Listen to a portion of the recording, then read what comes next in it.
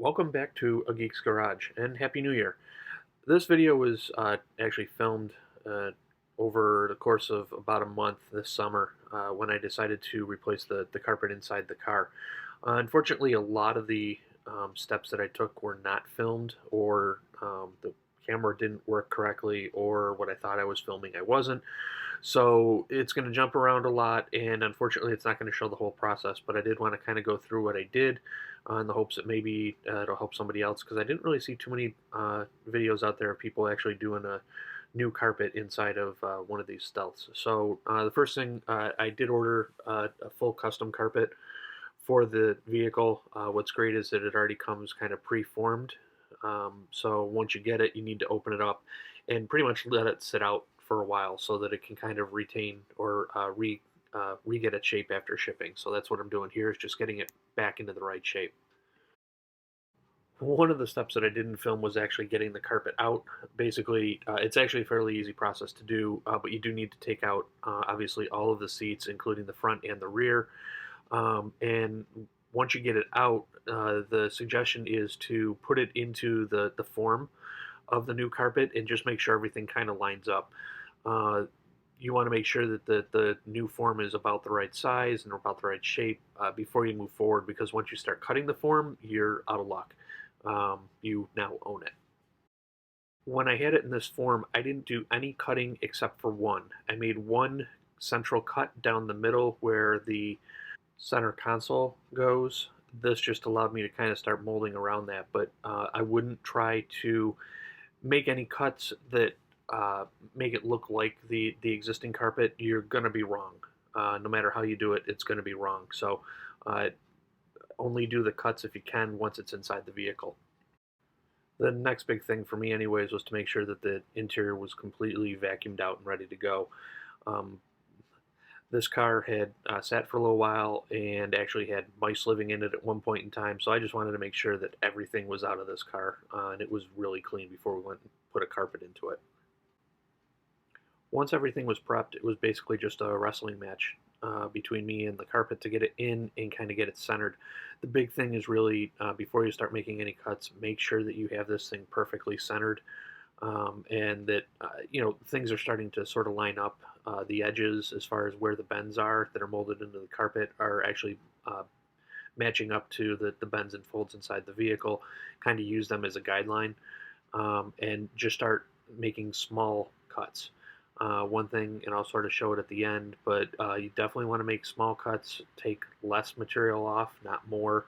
Even if you're sure that you're doing it right, you're probably wrong. Take off small amounts of material at a time, because if you don't, as things settle in, you may find that you took off too much material and you kind of got to cheat and make up for it. We'll go for a little bit of time lapse here, and I'll jump back in when I get to the center console, because that's where I made my next mistake in cutting.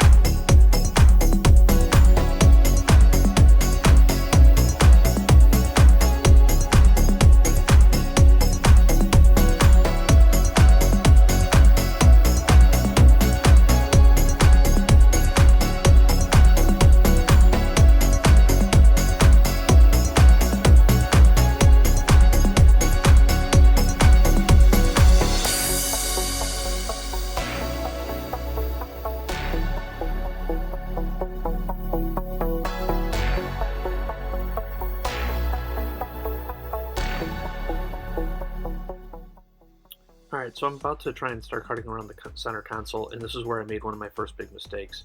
If you take a look, you can see that there's still a large hump in the back where the seat would be. The problem is that this carpet is not pushed all the way down as much as I think it is. It's not. So when I go ahead and make this cut right here, I've cut it too low.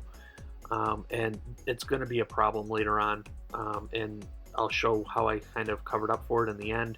But when you go to make that cut, if you're doing it, make sure that you've got the center console pieces lined up, and make sure that you're actually cutting it long enough. In this case, if I had left it a little bit longer, the outcome would have been much better.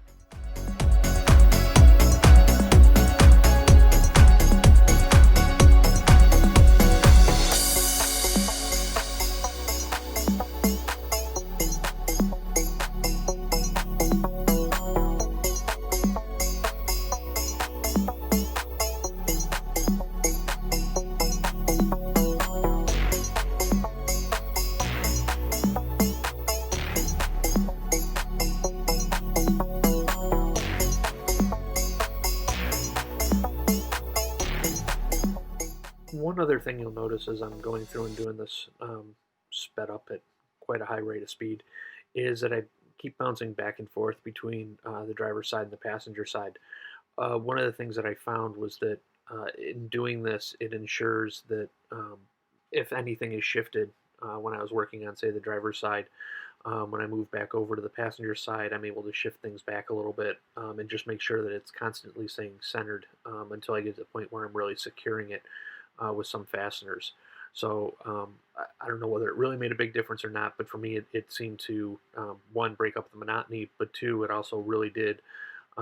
As I was going through it, I would find that having worked on the driver's side for a little while, when I go back over to the passenger side, I'd find that a piece of it had slipped possibly a little bit more towards the driver's side or the passenger side, and so I'd recenter it just to make sure that, again, as you're cutting, you're only taking off the pieces that you really need. Let's go for a little bit more time lapse here.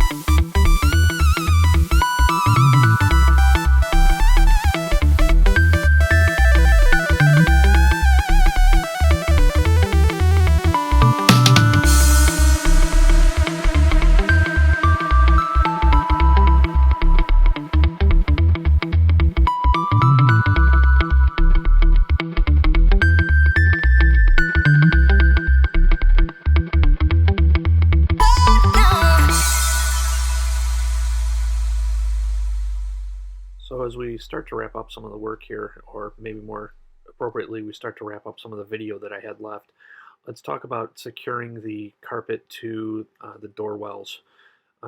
When you pull out the old original carpet, there is a plastic uh, support that actually helps hold and pull the carpet into the door well and secure it properly to the door well. Make sure you get these pieces off of the old carpet before you throw the old carpet away. Um, what you want to do is actually save those, and if you get a really good, I'll say like industrial stapler, one that's designed to go through many pieces of cardboard, you can actually use that uh, plastic piece, and you can re-secure it to the carpet. And that made a big difference in how the overall carpet came together, and the look of it and the finish when the whole project was done, because it really allowed for the carpet to get pulled directly up to the door wells, and really secure in really good fashion. So make sure you save those, make sure you have yourself a really good stapler, and you can actually reuse that plastic piece. It does not come with the carpet.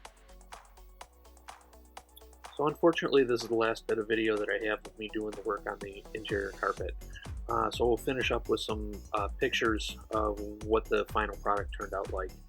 The first thing we'll do is talk a little bit about where I made the mistakes. Again, I called out earlier that I cut too low. If you take a look at the center console, you can see that there's an extra edge on both sides because I made the same mistake twice. What I ended up doing was, once the center console piece was in place, figuring out just how much carpet I had missed by, and quite frankly getting a small piece of leftover carpet and stapling it into place kind of as a cover. You can't see it once the seats are in. Luckily it happened in an area where the seats kind of cover up the mistake, but again, learn from my mistakes if you're doing this, and make sure you take much smaller cuts, and make sure that the carpet is fully set in place all the way around before you make those cuts, and use the plastic pieces to make sure that you're not cutting too low. Overall, I'm pretty happy with how this thing turned out, especially for it being my first attempt at repairing or replacing a carpet inside a car. So hopefully you can learn from some of my mistakes. Hopefully this might be helpful to some other people out there trying to do the same thing. If you enjoyed this video, please feel free to like and subscribe, leave any comments below, and hopefully in another week or two we'll start getting back to some engine work. So with that, Happy New Year, see ya!